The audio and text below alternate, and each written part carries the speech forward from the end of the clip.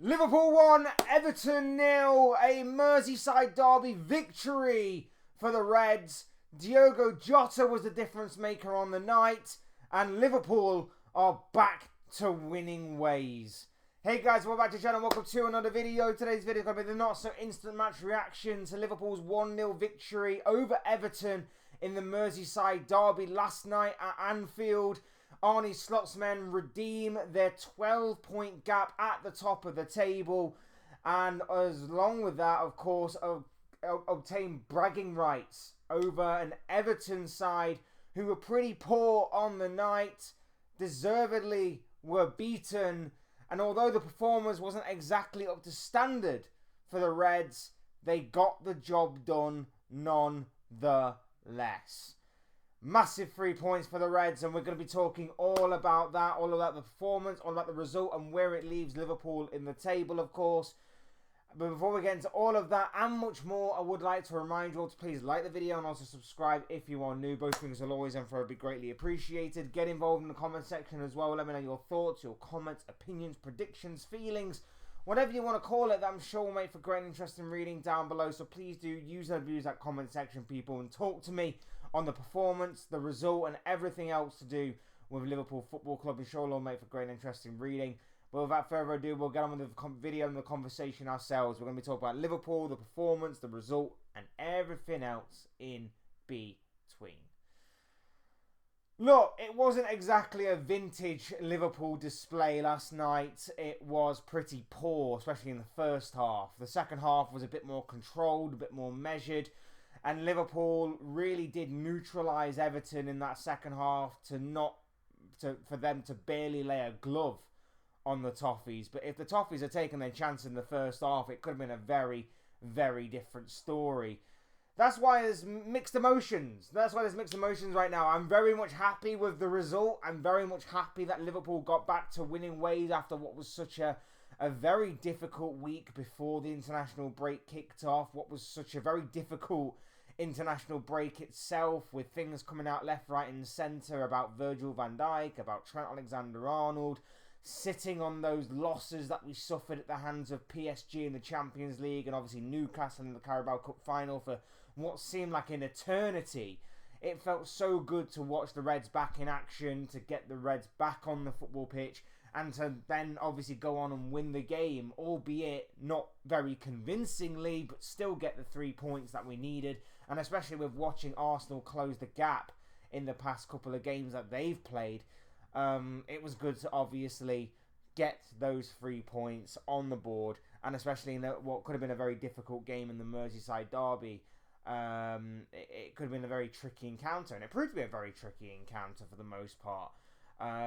We didn't play anywhere near our best. It was a kind of typically sluggish, slow, lethargic sort of way that Liverpool play when they're back from international duty. I was sort of expecting a bit of a change in the lineup. I was expecting to see Cody Gakpo back. I was expecting to maybe see Harvey Elliott maybe get some minutes. I was expecting to maybe see Federico Chiesa actually start a game for Liverpool in the first time in God knows how long, or maybe even ever. But obviously that wasn't meant to be. Arne Slot went with the tried and tested. It didn't seem to work in the first half, especially when you consider that Diogo Jota was sat so deep. He was actually a DM rather than a striker. We were getting nowhere near the goal, and it was Everton who provided the most dangerous of attacks in the first half. That we were very fortunate that by a fraction that Beto was offside. There was some poor defending throughout the first half by Liverpool. Konate and Van Dijk was seemingly so casual in the way that they were defending that it allowed Everton on a couple of occasions to get in behind our defence and obviously to have a couple of dangerous attacks of their own. Beto, of course, hit the post. We are very fortunate that he, for whatever reason, decided to miss that opportunity. Like I say, Van Dijk, again, very casual. Beto nicking the ball away and going through on goal. we were very fortunate. We were very fortunate to go in at half time at 0-0 because we only created one really good opportunity in that first half. Diaz in for Salah, and that's how it proved to be. Luis Diaz was our main attacking threat throughout the entirety of the game, and anyone who knows the channel knows I'm not exactly Luis Diaz's biggest fan, but I don't hold agendas. If a player plays well, I will praise them. If a player doesn't play well, I will be critical of them. And Luis Diaz last night was a big outlet for us, created the most opportunities on the pitch. He never stopped running throughout the entirety of the game. Yes, there were moments where he maybe could have done better and, maybe he should have taken on his man a little bit more. Maybe he could have actually been a bit braver and gone for goal or something along them lines. But I'm not going to criticise him big on that because for the most part he was our only outlet. He was the only forward that was moving. He was the only forward that looked like he wanted to get Liverpool over the finish line last night, and a big part of his movement and a big part of his the way that obviously he was drifting from that left position meant we got the goal last night. Slightly fortuitous circumstances. I was kind of expecting the goal to be pulled back for offside because he is stood in an offside position, but by the letter of the law, because he doesn't make an attempt to go for the ball, it's onside. It is onside. Tarkowski's ahead of him. He doesn't make an attempt to go for the ball. You could argue maybe that because he's in that position anyway, Tarkowski doesn't know he's offside and believes he's onside, so makes the play that he does. But by the letter of the law, like I say, he's not offside.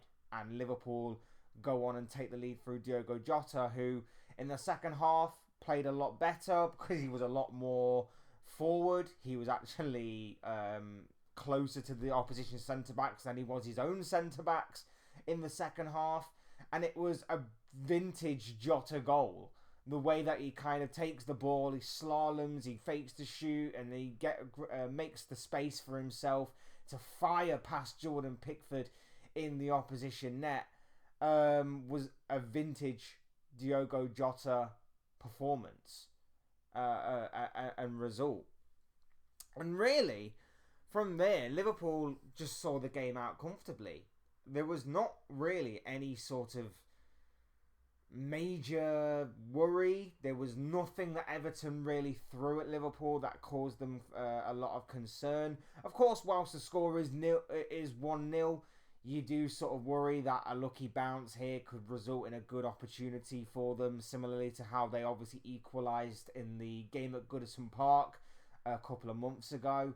There's always the worry that, something fortuitous could fall in Everton's path, but there wasn't really anything that really happened. There wasn't really anything that really happened, especially in the second half. Like I said, we got majorly let off in the first half with the offside goal and obviously Beto hitting the post. But apart from that, there was nothing that Everton really threw at us that was cause for concern, really, which was kind of fortunate. Liverpool saw the game out pretty comfortably once they went 1-0 up. Yes, I would have liked a stronger performance. Yes, I would have liked a few more goals under our belts to really kind of kill the game off and, to make a bit of a statement that Liverpool are back. Liverpool's little blip before the international break was nothing more than just a blip. But you know what? In these types of games, in these types of scenarios, Merseyside Derby, it's never going to be easy. So in this situation, I guess I would take the result over the performance. I'm hoping it was just an international break kind of hangover of a performance and that we continue to get better as the season goes on. I'm hoping that Arne Slot maybe trusts his squad a little bit more than what he has been doing. I'm hoping that we get to see a bit more of likes of Harvey Elliott, for example, and Federico Chiesa, who I was screaming out for last night in big moments. But we got the job done. And I guess in certain ways and certain stages of the season, that's all you need to do, and that's exactly what we did last night. I would have snapped your hand off at a 1-0 before the game kicked off, and that is exactly how it proven to be. A big 1-0 victory. There were some good performances in certain positions. It wasn't exactly like I said before. It wasn't a vintage Liverpool display, but I did think that Luis Diaz was, like I say, very, very good. Our outlet in the attacking lineup, the only one that really looked like he was going to try something a little bit different, because for the most part we played it too safe. We didn't try anything. We didn't try anything risky. We didn't try to penetrate the back line of Everton's at all. We were just waiting for the perfect opportunity to seemingly fall into our laps.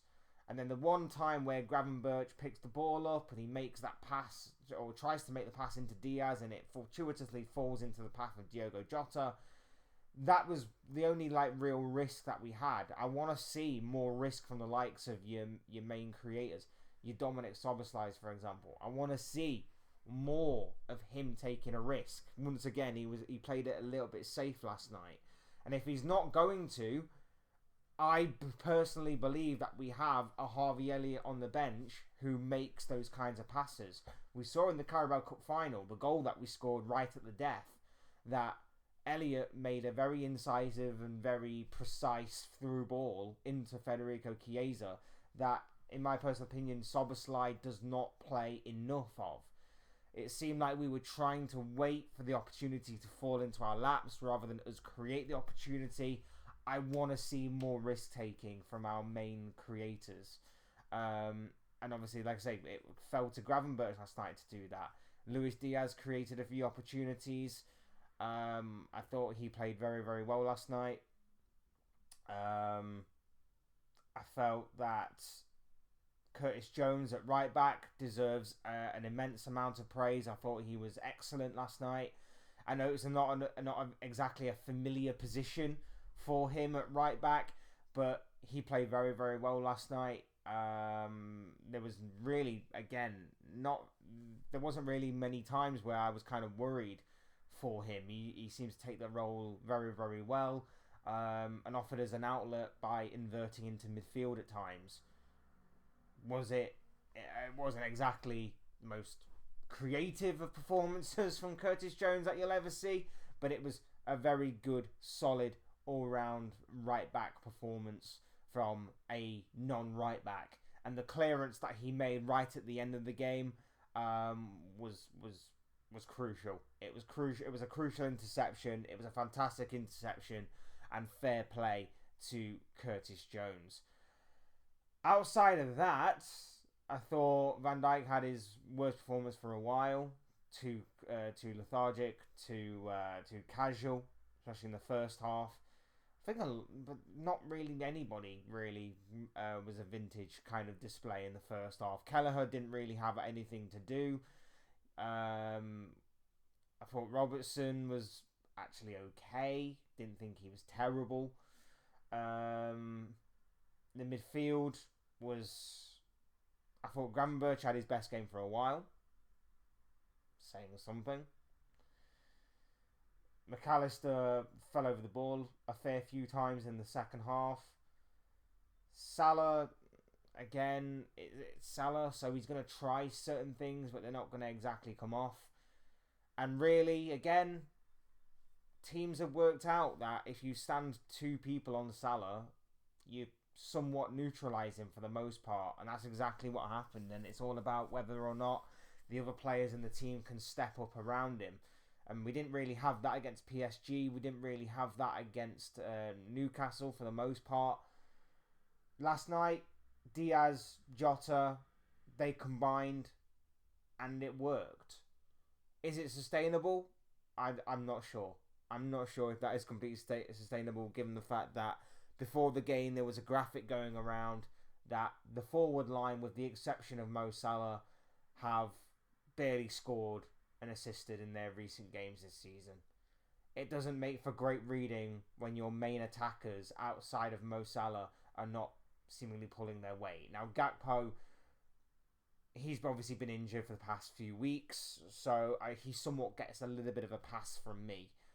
But Diaz, Jota especially, who before last night hadn't scored since the middle of January, it really was time for them to step up. Last night they did, but if we are to have another performance like we did last night against Fulham, for example, I do worry that the others won't step up. We shall obviously see in time. I still don't think they're good enough. I still think they need to be moved on in January, in the summer.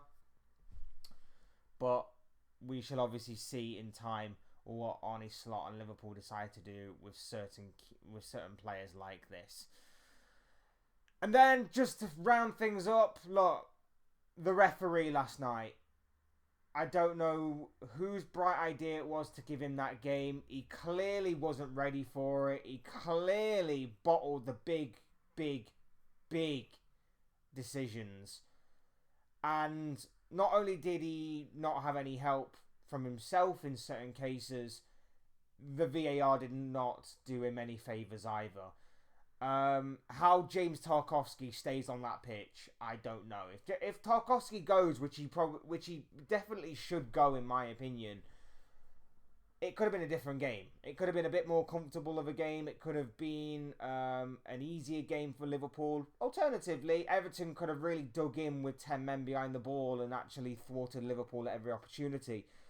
But either way, the referee's job was not carried out to the best of its ability. The VAR's job was not carried out to the best of their ability either, because James Tarkowski's horrific challenge on Alexis McAllister was absolutely dreadful. We have seen red cards given for less, and yet a yellow card was all that was deemed to be the punishment for Tarkowski on the night. Now, if you haven't seen it, Tarkowski goes to clear the ball, slides, and on the follow-through, just absolutely takes out McAllister's leg.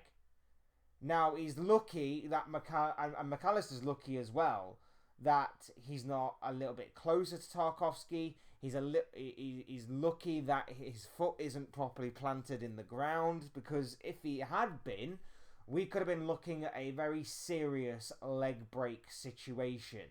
That's how bad the challenge was. And for people that are out there claiming, well, he got the ball first, he was going for the ball, it's just the follow-through, Tarkowski knows exactly what he's doing. He's thinking, it's a Merseyside Derby, if I go in for the challenge here and I go through and it's a crunching challenge, it's going to get the Everton fans on side. It might, rile up the crowd a little bit. He knows exactly what he is doing in that situation. And the fact of the matter is that the referee's in a very good position to view it firsthand. Now, I've always said that a referee can get things wrong in the speed and the heat of the moment, and that's understandable. I hold the referee accountable for certain other things that happened on the night, which we'll get into. But the fact of the matter is that in the speed of the moment, with how fast the game moves, it's understandable as to why a referee may miss it, may miss certain things. I can rest my peace with that. It's the VAR that's the problem. The VAR, watching it and having the opportunity to watch it from several different angles and speeds, and yet not telling the referee to go to the monitor to just check he's made the right decision, is an absolute joke in my opinion. Like, it will get swept under the carpet by the mainstream media because Liverpool won the game. It will get swept under the carpet pretty comfortably, and the referees will be like, you know what, the game's already happened, Liverpool won, they don't need to complain anymore, or, the right result happened at the end of the day, so we don't need to worry about that, or something along them lines, or just get swept under the carpet because, certain other red card decisions have happened that are similar to this, or not happened that are similar to this, or for one reason or another, The the intensity was not there. The recklessness was not there, or whatever the stupid, very wafer thin excuses that the referees, the PGMOL and VAR and Howard Webb and whoever will hold. That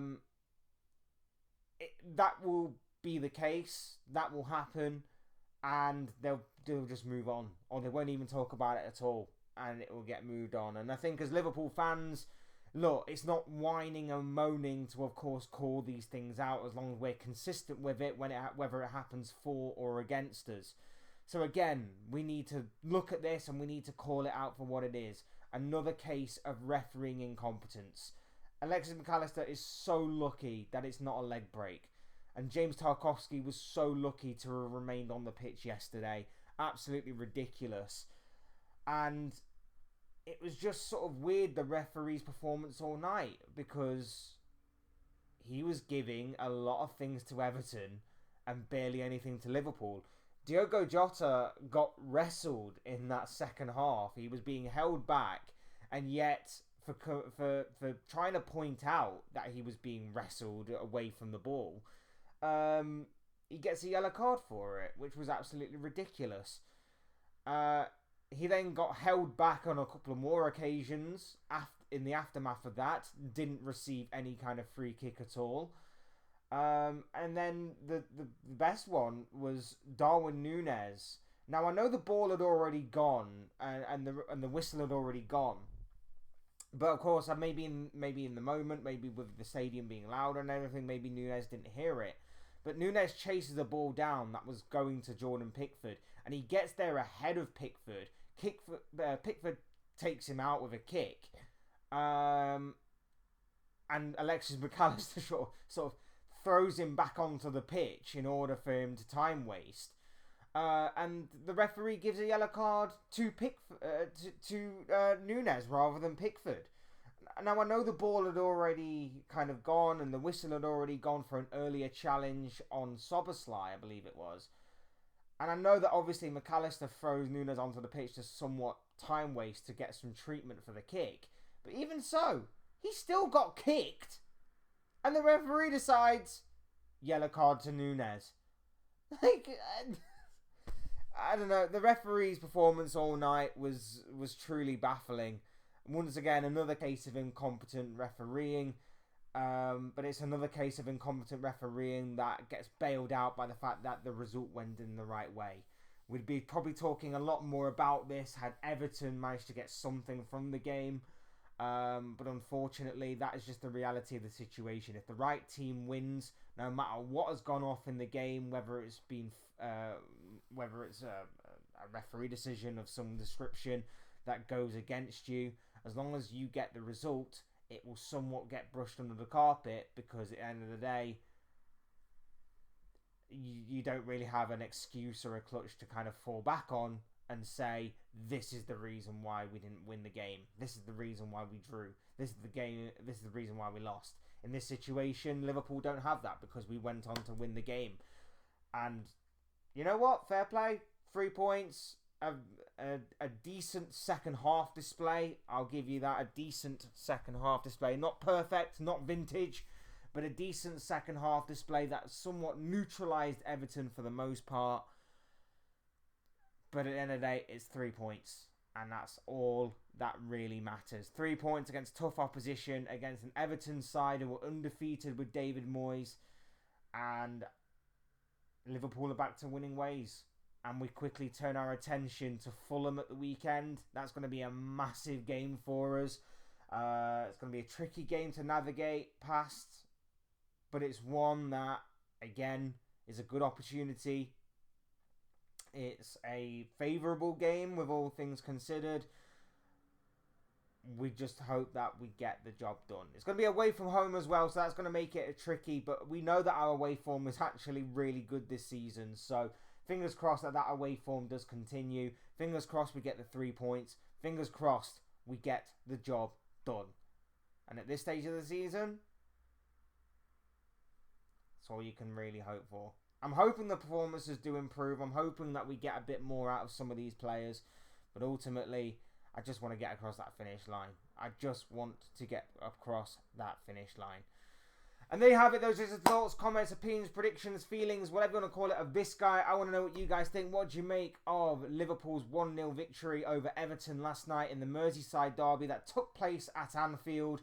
Let me know what you guys are thinking and feeling about the performance, about the result, and everything else down below in that comment section. Use and abuse that section, people. Would love to hear what you had to say on Liverpool, the performance, the result, the title race, and everything else in between. Otherwise, hit the like button on the way up if you enjoyed the video. Subscribe if you are new or want to see more content like this. Both things will always and forever be greatly appreciated. And as always, thank you all so much for watching and listening. And thank you all for your brand new or continued support to the channel. It really does mean a lot to me. So thank you all so much for that, guys. Really does. I really do appreciate that. Will always be appreciated and never take it for granted. So thank you all so much. You guys are absolutely awesome. I've been Fletch. This has been another Fletch Talks video / not so instant match reaction, and I will see and speak to you all again soon in another video or live stream or whatever it may be. Cheers, guys. Thanks for watching. Take care. Enjoy the rest of your day. Speak to you all again very soon.